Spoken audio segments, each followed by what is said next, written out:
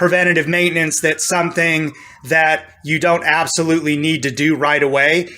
For all intents and purposes, we'll just call any repair that you do on your vehicle that is correcting a problem before it becomes a bigger problem, or something that you do even though there isn't anything wrong with it at the moment. It's just something that you're doing in order to make sure that your car continues to stay running. That way you won't have any issues. Thanks you guys for watching. Do the basics brilliantly. You did a good job. I'll see you next time.